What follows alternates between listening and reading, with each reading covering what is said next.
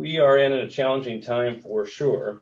And I always tell people when I'm on the campaign trail that to me, a healthy community requires a healthy economy. We have to have a healthy economy and a job-based system that provides family wage living opportunities for all of our residents. Otherwise, we're not going to have a healthy economy.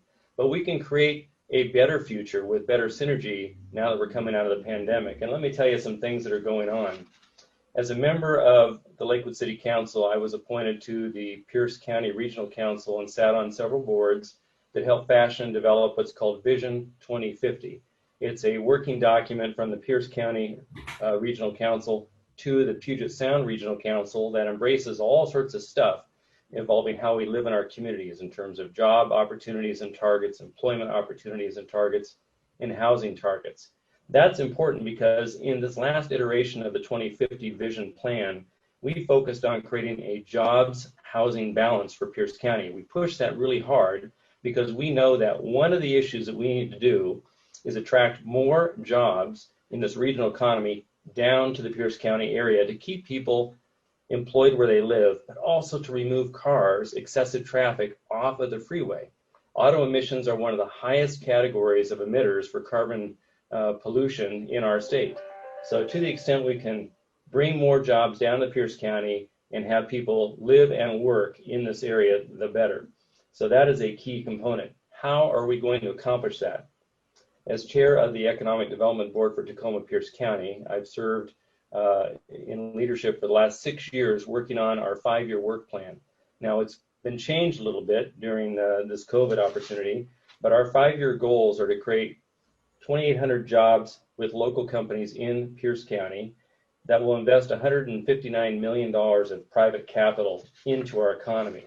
But we have to take advantage of what's going on as a result of the change. And one of those opportunities for us in building a green economy is to focus on companies that are willing to invest in the retrofit and expansion of their corporate offices in a green, clean way. Also, with regard to the distribution facilities, there is an opportunity for us to push and promote greener fuels. You know, the transition from fossil fuels to away from fossil fuels as best we can to more electric vehicles, and we're seeing more of that in the city and county plans for sustainability. So I think that we've got a very large opportunity to come out of this COVID crisis if we have our key eye on the ball and we're willing to embrace new technologies and attract companies who are willing to invest the capital that we desire to build jobs of the future, and preferably with the jobs housing balance that keeps more of our residents in Pierce County so we don't have to commute north to get good jobs that pay family wage opportunities. So those are just some of the specifics, but the Vision 2050 is in place.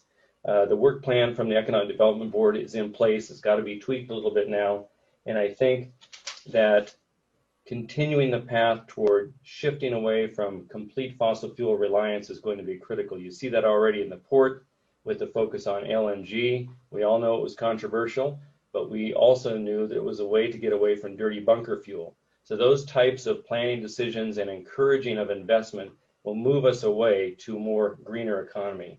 And I think as long as we continue to focus on companies that provide goods and services that both benefit the environment, conserve natural resources, and provide good living wage jobs, that needs to be our focus.